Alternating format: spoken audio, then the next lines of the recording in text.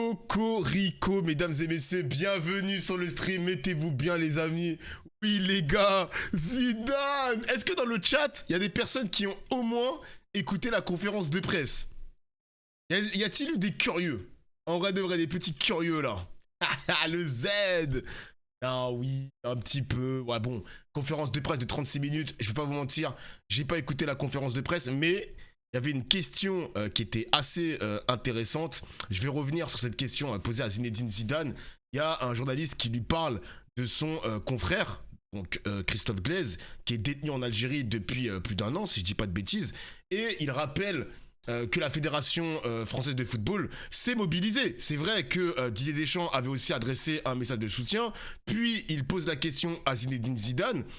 Bon, on écoute la question et il y a des choses à dire. Il y a des choses à dire, les mecs. Il y a des choses à dire. Voilà, je le dis, il y a des choses à dire. On écoute. Bonjour Zinedine, ici. Bonjour. Clément Gavard pour SoFoot. Une première question par rapport à mon collègue et ami Christophe Glaise qui est enfermé en Algérie depuis plus d'1 an. On voit que la Fédé a été très active pour son soutien, on le voit en arrivant ici. Didier Deschamps a aussi soutenu, adressé un message en tout cas à sa famille et à Christophe pendant la Coupe du Monde. Est-ce que vous auriez vous aussi un message à adresser à Christophe ainsi qu'à sa famille? Et une deuxième question plus foot. Qu'est-ce que les 4 sélectionneurs que vous avez côtoyés en équipe de France ont pu vous apprendre sur ce métier quand vous étiez joueur? Merci. Écoute la Bien réponse sûr pour que je Christophe Glaise. soutiens, et comme un parent, en fait, et comme l'a dit le président, la Fédération française de football soutient M. Glaise et sa famille, donc on espère simplement qu'il puisse rentrer à la maison avec ses parents, ça c'est clair et net.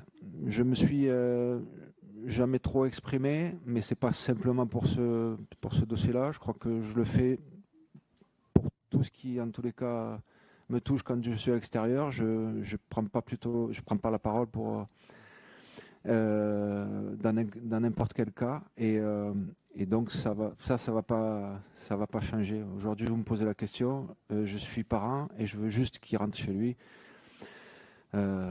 comme pour voir sa famille, ça c'est clair. Bonjour Zinedine.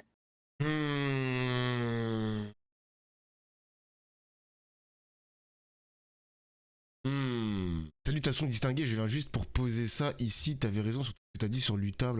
Ok, monsieur Mouk, mais c'est pas le sujet. Il va jamais déborder. Langue de bois un petit peu.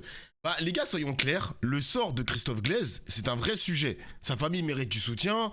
Y a pas de souci là-dessus. On veut la libération de Christophe Glaise, y a pas de problème. Mais en fait, la question du journaliste, c'est tellement une prise d'otage, les mecs. Il a bien répondu, je trouve. C'est une prise d'otage parce que quand tu vois ce moment-là qui a été capté sur Twitter et qu'il y avait plein d'Algériens justement qui ont été déçus de la réponse de Zidane parce qu'il y a les lois algériennes, parce qu'il est aussi algérien Zidane. Hein. C'est comme si entre l'Algérie et la France, il va devoir choisir. Il va devoir choisir. C'est quoi le contexte du sujet? Alors, pour ceux qui n'ont pas le contexte, nous avons Christophe Glaise qui est un journaliste SoFoot, je crois. D'ailleurs, c'était son collègue qui avait posé la question.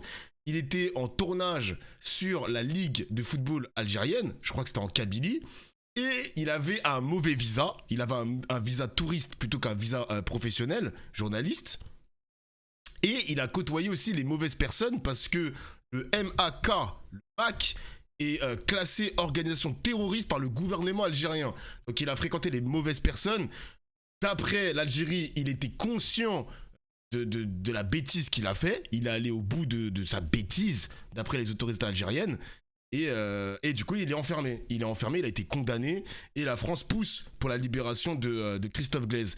Mais malgré cela, moi je pense que ce n'était pas la bonne question à poser à Zidane à ce moment-là et surtout de cette manière. Pourquoi? Déjà, Zidane, ce n'est pas le ministre des Affaires étrangères, de 1, il n'est pas ambassadeur de France en Algérie, de 2, et il n'est pas responsable des relations diplomatiques entre la France et l'Algérie. Désolé, même si c'est un journaliste de SoFoot, pardon, et il a besoin d'avoir un soutien de la part de Zidane pour son collègue qui est enfermé en Algérie, la question, elle est malvenue.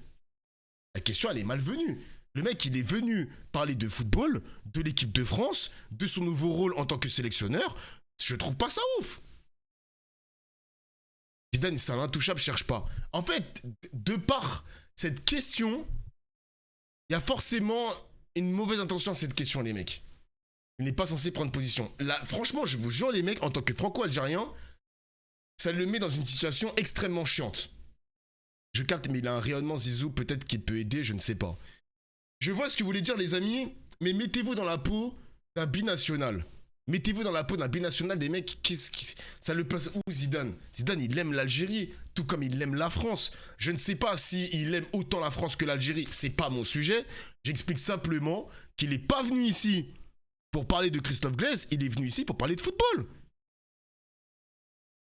Et surtout, tout le monde sait que Zidane est français avec une famille d'origine algérienne.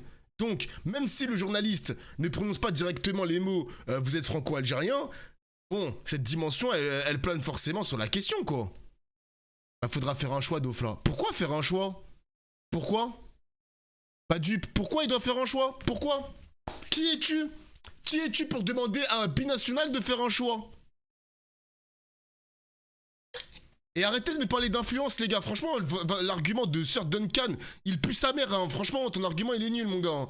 C'est pas parce que c'est Zidane qu'il a une aura ou je sais pas quoi qu'il doit se prononcer sur cette question-là, les mecs. La question du journaliste, elle pue sa mère. La question pue la merde, c'est une dinguerie de lui demander ça, etc. On est d'accord. Mais après, sélectionneur de l'équipe de France, ça a toujours été un poste politique, malheureusement. Il faudrait que ça change. Il est même pas obligé de répondre à ça, hein.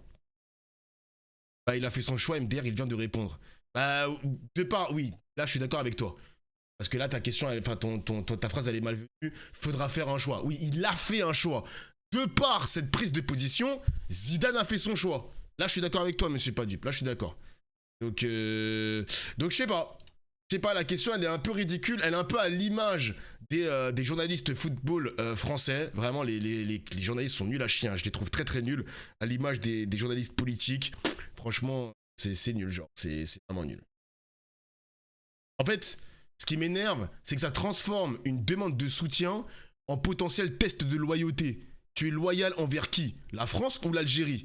Parce qu'on veut tous soutenir Christophe Glaise, il n'y a pas de souci pour sa libération. Mais là, vous voyez bien, les amis, que la question, ça demande...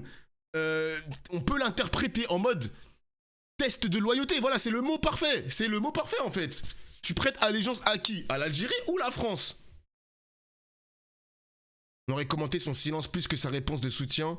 Donc autant qu'ils le disent, hop, tampon, et on n'en parle plus. Bah, j'espère qu'il... J'espère... Alors, là où je suis d'accord, faire ce message, bienvenue à toi, mon gars.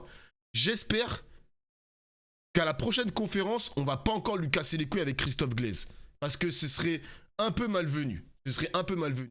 Parce que s'il répond prudemment, d'autres diront mais pourquoi ne condamne-t-il pas clairement l'Algérie? Faut le condamner, etc. etc. S'il refuse de répondre à la question, ils vont dire ah, son silence il est gênant, ah, il est bizarre, ah, il est sur deux tableaux, en même temps de Macron, il a contaminé Zidane. Tu vois ce que je veux dire? J'avoue, je capte, je voyais pas ça comme ça, mais t'as raison, c'est un test. Mais oui, les gars, désolé, hein. En plus, là, il a l'immunité, le journaliste. Il a une immunité parce que c'est un journaliste au foot et que Christophe Glaise, c'est un journaliste au foot. Donc, il y a aussi une légitimité de la part du journaliste de poser cette question, en fait. De poser cette question, pardon. Il peut pas gagner, il peut pas gagner, mec. Comme je le dis dans mon expression favorite, pile tu perds, face tu perds. Dans tous les cas, il est perdant. Parce que la preuve... Regardez Twitter, après évidemment les gars, Twitter c'est pas un bloc, c'est pas un monobloc, mais en gros, sur Twitter, il y a beaucoup d'Algériens qui ont attrapé la veste de Zidane.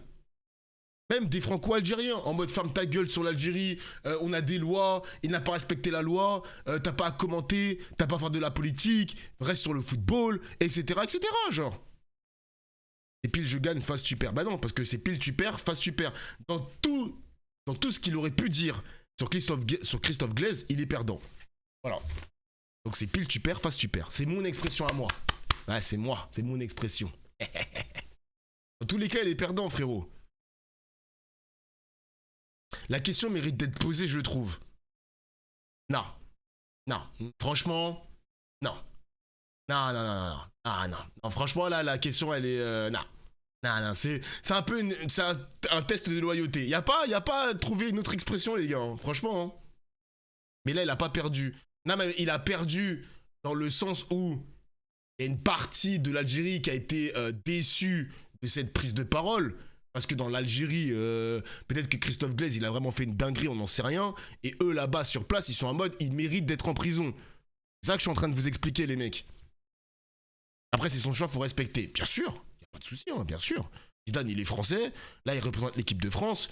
Ses origines font partie de l'histoire. Et ça lui donne pas aussi une obligation diplomatique en mode je dois me positionner. Je trouve que c'est pour ça que je trouve que la question elle est malvenue.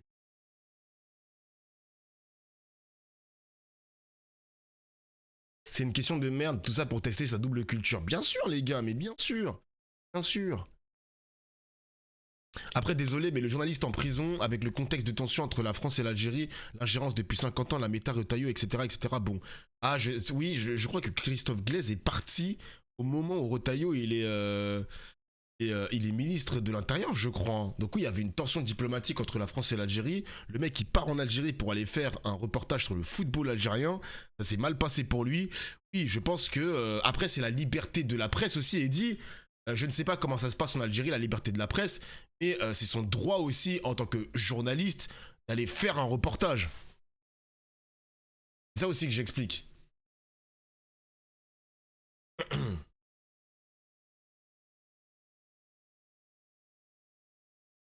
A parlé du racisme aussi pendant la conférence. Ouais, j'ai vu. Et d'ailleurs, Retailleau, ce sale suceur, hein. Faut que je vous retrouve le tweet, le chat. Alors, attends, tac. J'ai une autre vidéo. Regardez Retailleau, c'est ça le suceur ce qu'il a fait. Retailleau. Félicitations à Zinedine Zidane. Une nouvelle page s'ouvre pour l'équipe de France après l'ère Didier Deschamps. L'épopée de 98 se poursuit. Bonne chance à Zidane et à nos bleus. Il a un message à faire passer pour toi, Bruno. Ouais, parce que le ah bah le voile, on l'oublie pas, Bruno Retailleau. Hein. Écoutez ce qu'il a dit, Zidane. La première question par rapport au racisme, on changera peut-être pas les choses. Moi, ce que je veux dire, c'est qu'on est dans un beau pays avec cette mixité. J'ai grandi dans un quartier où justement il y avait la place pour tout le monde. Voilà. Et ma vie, c'est celle-là. Donc, c'est de pouvoir échanger avec tout le monde.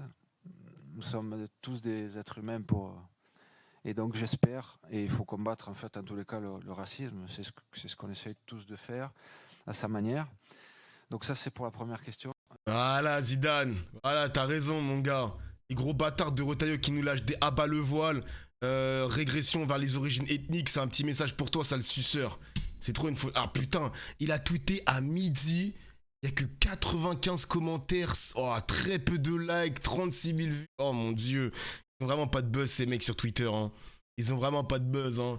Et me dites même pas que ouais, Twitter c'est pas la vraie vie. C'est sûr et certain que les seules personnes qui répondent à Bruno Retailleau, c'est vraiment des personnes qui ont un bulletin de vote et qui vont aller voter pour ce petit con.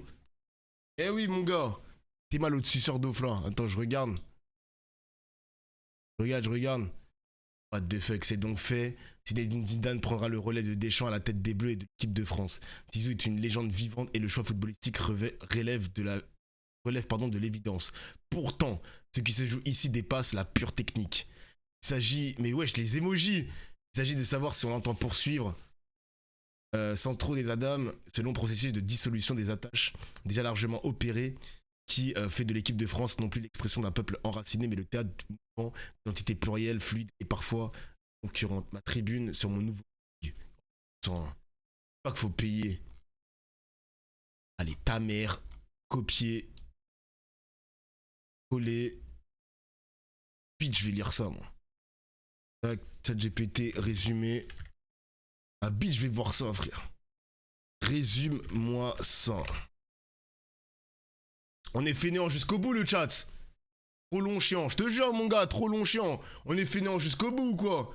Le texte dit en substance, Zidane est incontestablement légitime sportivement pour entraîner l'équipe de France grâce à son immense carrière de joueur et d'entraîneur, mais l'auteur estime que sa nomination pose malgré tout une question symbolique sur l'identité nationale et l'assimilation. Il prend comme exemple Lucas Zidane qui a choisi de représenter l'Algérie et considère que ce choix révèle que dans la famille Zidane, l'attache à la France n'aurait pas été transmise comme une priorité exclusive. Selon lui, on peut être fier de plusieurs origines, mais une sélection nationale devrait supposer une hiérarchie claire des appartenances. Oh là là. Oh là là! Le texte oppose alors Zidane à des figures comme Romain Gary, Raymond Kopa, Michel Platini ou Luis Fernandez, présentés comme des exemples d'assimilation totale des personnes d'origine étrangère qui auraient fait de la France leur attache principale sans ambiguïté. Mais qui es-tu pour forcer un mec a prêté allégeance à une seule nation en tant que binational. Qui es-tu? Tu es né et tu as le droit de choisir ce que tu as envie de choisir. C'est pas possible. Le mec, il est algérien et aussi français. Laisse-le tranquille. Mais on souffre, mon gars. Mais fous la paix aux binationaux, bordel. Fous-leur la paix, frère. L'idée centrale est que l'équipe de France ne devrait pas être seulement un rassemblement de talents ou un contrat professionnel, mais l'expression d'un peuple, d'une mémoire ou d'un sentiment national commun. L'auteur redoute que la valorisation des identités multiples transforme progressivement la sélection française en une simple mosaïque d'appartenances concurrentes. Hein? Sa conclusion est donc nuancée. Il ne demande pas d'écarter Zidane qu'il juge digne du poste, mais souhaite que l'on puisse questionner la cohérence symbolique entre représenter la France et conserver des attaches familiales fortes avec une autre nation. Pour lui, une nation qui n'exige plus la primauté de l'attachement national risque de devenir un simple marché de talents. L'analyse est pas ouf, quoi. Un marché de talents. C'est nul. Je suis désolé, hein, dans l'équipe espagnole, tu peux avoir des Espagnols et aussi des Catalans, comme des Basques, avec le Pays Basque, quoi. On lit qui? On lit Jean Messia, les mecs. Excusez-moi, Jean Messia, ce gros bouffon de Jean Messia. Il semble qu'il y ait des métiers dans le football professionnel desquels les blancs se soient détournés. On peut le regretter, mais c'est une tendance et ça ne changera pas pour longtemps. Vous avez raison, mais la question est de savoir pourquoi ils s'en détournent, qui les en détourne. En France, pendant plus d'un siècle, le football était français, l'équipe nationale était nationale. Que s'est-il passé? Que se passe-t-il dans les clubs sur le plan des sélections? On s'abrutit à traiter les Français de racistes du matin au soir, et au vu des joueurs de football sélectionnés à tous les niveaux, et jusqu'au national, il y a clairement un racisme anti-blanc et anti-français. C'est faux. C'est faux. C'est faux. Les gars, je l'ai montré en stream, c'est faux. J'ai montré en stream le transfert market des nationaux. Là, on parle du national et même Ligue 2. Il y a énormément de Français blancs. C'est faux. C'est faux. C'est totalement faux. Il dit de la merde. C'est faux. Vous pouvez faire le travail par vous-même, le chat. Vous allez sur transfert market Ligue 2 national. Il n'y a que des blancs. Il n'y a que des blancs. C'est faux. Voilà. Donc il dit n'importe quoi.